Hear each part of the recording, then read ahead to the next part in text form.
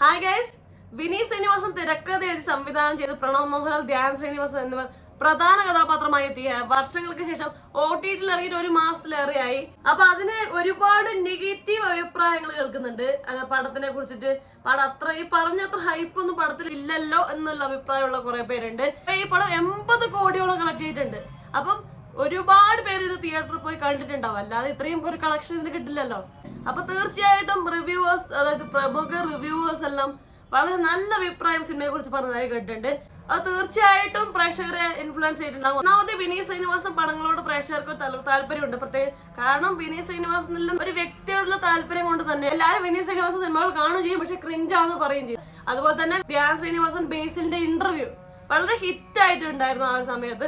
അതുകൊണ്ട് ആ ഒരു ഇന്റർവ്യൂ ക്ലിക്ക് ആയിട്ട് തന്നെ ഈ പടം ഒരുപാട് ഹൈപ്പിലോട്ട് എത്തി. പിന്നെ ഈ പടം ഇറങ്ങി ഒരുപാട് ആൾക്കാർ സംസാരിച്ചു വന്നിട്ടുണ്ട്. നിവിൻ പോളിയുടെ ക്യാരക്ടറും നിവിൻ പോളി സിനിമയിൽ ഉണ്ടാകുന്ന ഇമ്പാക്റ്റും തീർച്ചയായിട്ടും ഈ 3 കാരണങ്ങൾ കൊണ്ട് തന്നെയാണ് ഈ സിനിമ ഈ ഒരു ലെവലിലെത്തിയത്. ഇത്രയും ഒരു കളക്ഷൻ നേടാനുള്ള പ്രധാന കാരണം. പക്ഷെ എന്നിരുന്നാലും സിനിമ 1 ടൈം വാച്ചബിൾ ആണ്, അല്ല ഞാൻ പറയുന്നില്ല. പക്ഷെ എങ്കിലും എന്നെ സംബന്ധിച്ചിടത്തോളം എനിക്ക് 1 ടൈം വാച്ചബിൾ പോലും ഒത്തിരി കുറച്ച് ബുദ്ധിമുട്ടായിരുന്നു. ഫസ്റ്റ് ഹാഫ് കഴിയുമ്പോൾ തന്നെ എനിക്ക് ഭയങ്കര ബുദ്ധിമുട്ടുണ്ടായിരുന്നു.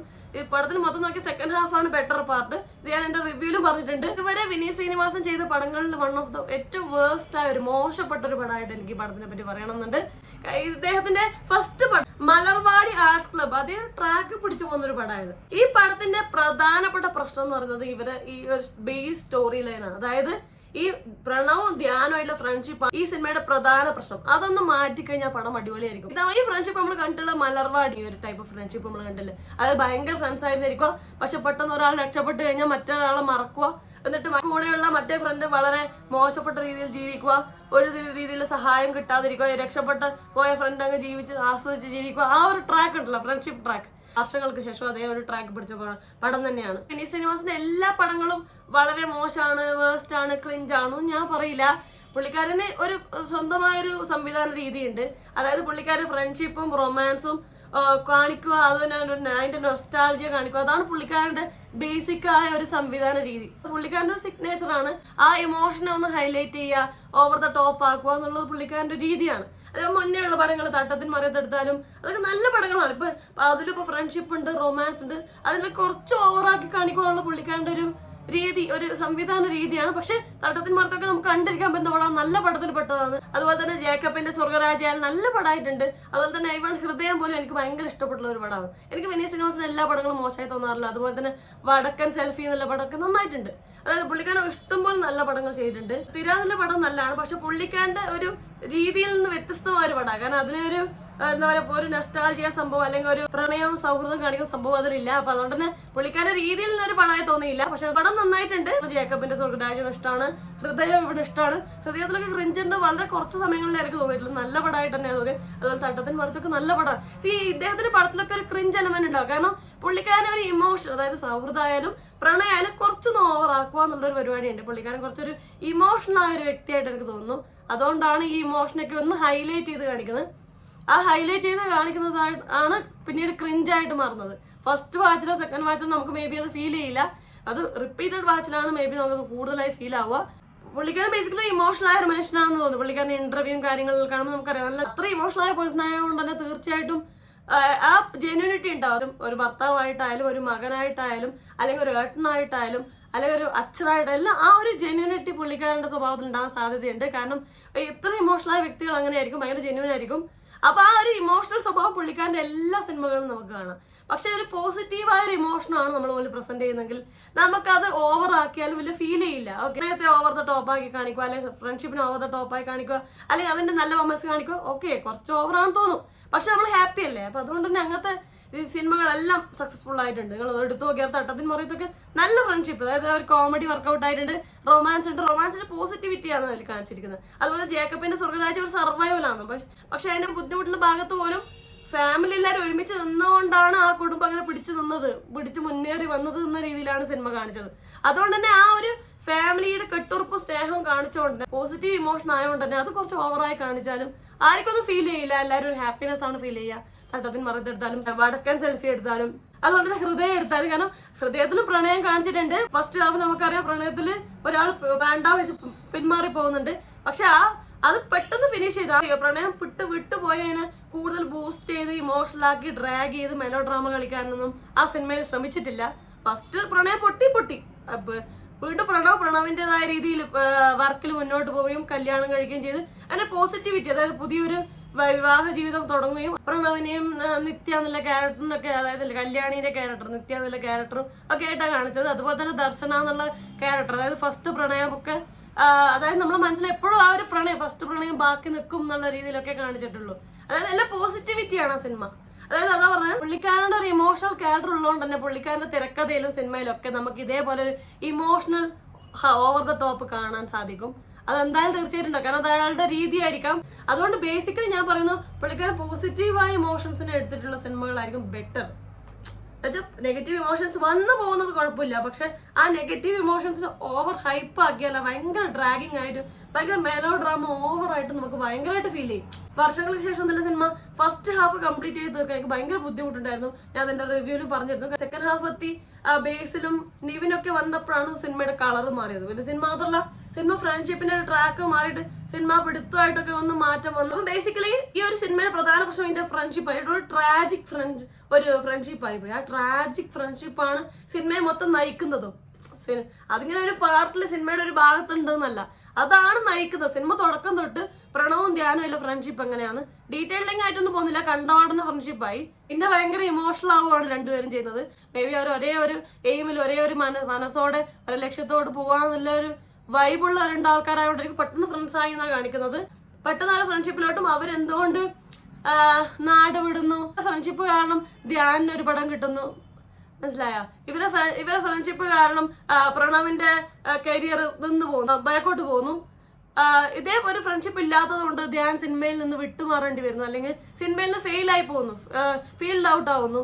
ഇതേ ഒരു ഫ്രണ്ട്ഷിപ്പാണ് ഇവർ വീണ്ടും സിനിമയിലോട്ട് വരുന്നു. അങ്ങനെ ഇവരുടെ ഫ്രണ്ട്ഷിപ്പാണ് ഇതിന്റെ ഒരു ബേസ് ലൈൻ. പക്ഷെ ഇവരുടെ ഫ്രണ്ട്ഷിപ്പ് ആണെങ്കിൽ ഭയങ്കര ട്രാജഡി ആയിട്ടുണ്ട്. ഇവരുടെ ഫ്രണ്ട്ഷിപ്പ് എടുത്തു കളഞ്ഞ പടം ഭേദമാണ്.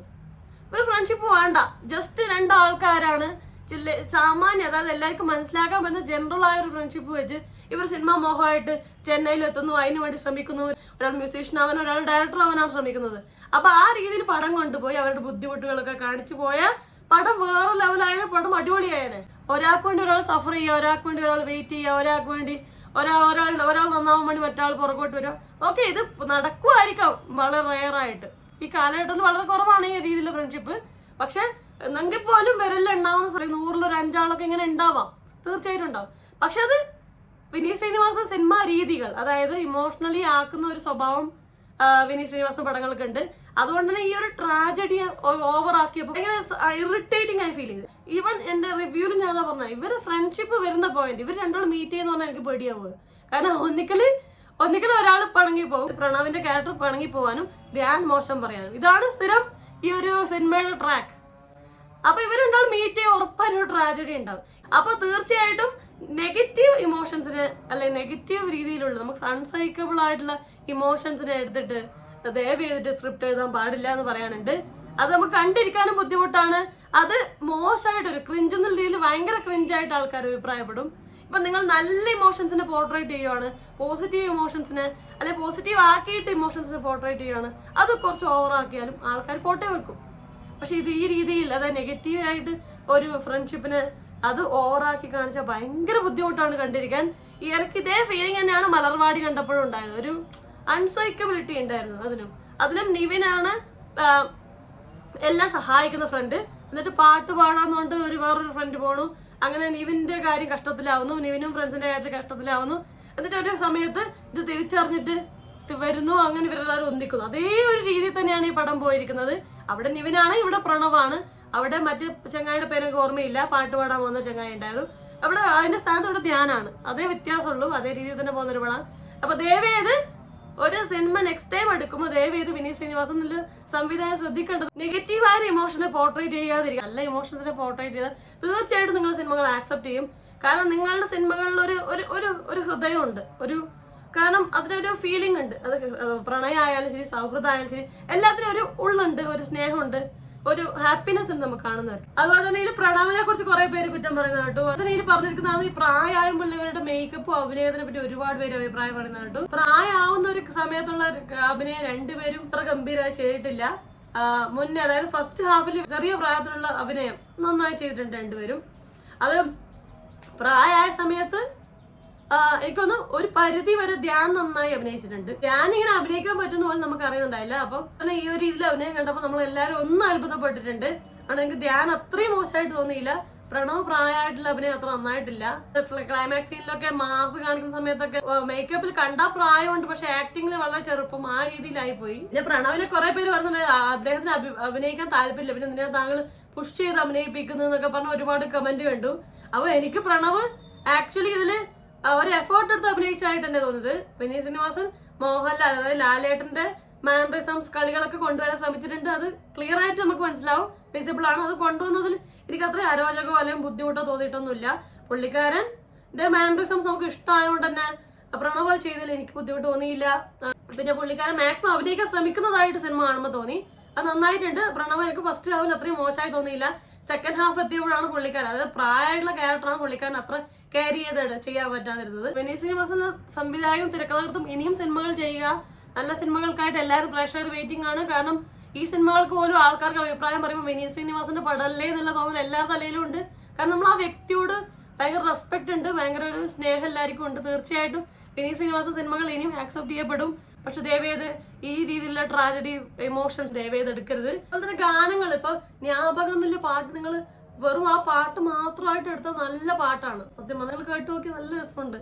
ആ ഒരു ഫീലിംഗ് ഒക്കെ ഉണ്ട്. പക്ഷെ സർവ്വ ദിക്കിലും ഓരോ പ്രശ്നത്തിലും ഈ പാട്ടിന്റെ മ്യൂസിക് ഇങ്ങനെ കയറി വരുമ്പോ ഭയങ്കര ബോറായിട്ട് തോന്നുന്നുണ്ട്. കാരണം അവരുടെ ഫ്രണ്ട്ഷിപ്പ് തന്നെ ഭയങ്കര ബുദ്ധിമുട്ടാണ് സഹിക്കാൻ. അപ്പൊ ഈ പാട്ടും കൂടെ ഇടക്ക് വരുമ്പോ അയ്യോ ഭയങ്കര ബുദ്ധിമുട്ടായിരുന്നു. അതുകൊണ്ട് ഈ സിനിമയിൽ ഈ പാട്ടുകൾ എനിക്ക് തോന്നുന്നില്ല പുള്ളിക്ക് ഈ സിനിമയൊന്ന് ഹൈപ്പിലോട്ട് കൊണ്ടുവരാൻ മുന്നോട്ട് കൊണ്ടുവരാൻ സഹായിച്ചിട്ടുണ്ടെന്ന്. റോങ് പ്ലേസ്മെന്റ് കാരണമാണ്.